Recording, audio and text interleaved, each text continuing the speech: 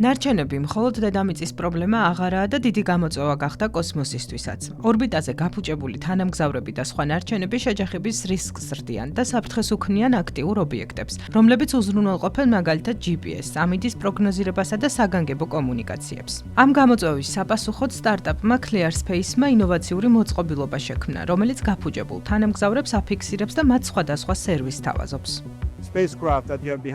კოსმოსური მანქანა ორბიტაზე განთავსებულ თანამგზავრებს სხვადასხვა მომსახურებას გაუწევს, როგორიცაა ნაწილების შეცვლა ან საწვავით მომარაგება.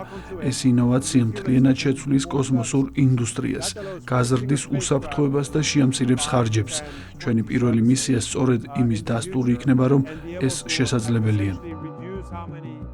სტარტაპი უკვე აქტიურად მუშაობს და ამჟამად ბრიტანეთის კოსმოსურ სააგენტოსთან თანამშრომლობს, რათა ორი გაფუჭებული ბრიტანული თანამგზავრი უსაფრთხოდ ჩამოიყვანოს. კომპანიაში ამბობენ, რომ თუ ეგრეთ წოდებულ ერთჯერად თანამგზავრებს სერვისს მიაწვდიან, კოსმოსური ნარჩენების რაოდენობა მნიშვნელოვნად შემცირდება. ClearSpace 2018 წელს დაარსდა. თავიდან ჩვენი მიზანი გაფუჭებული თანამგზავრების შეგროვება იყო, მაგრამ მალევე მივხვდით, რომ ორბიტაზე დაგროვებული ნარჩენები უდიდესი პრობლემა იყო.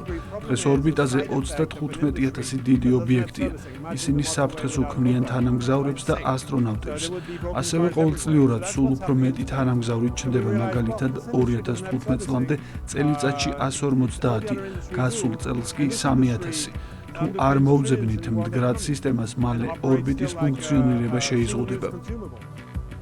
კოსმოსური ნარჩენები, რომ რეალური საფრთხეა, სტატისტიკაც ადასტურებს. ევროპის კოსმოსური სააგენტოს მონაცემებით, ამ ეტაპზე ორბიტაზე 44,870 ობიექტის რეგულარული მონიტორინგი მიმდინარეობს. თუმცა სააგენტოში ამბობენ, რომ შესაძლოა 10 სანტიმეტრზე დიდი 54,000 და 10 სანტიმეტრზე ნაკლები ზომის ათეულობით მილიონი ნარჩენი იყოს ორბიტაზე გაბნეული. ისინი კი სერიოზულ პრობლემას უქმნიან კოსმოსურ თანამგზავრებს, ასტრონავტებს და ტექნიკას.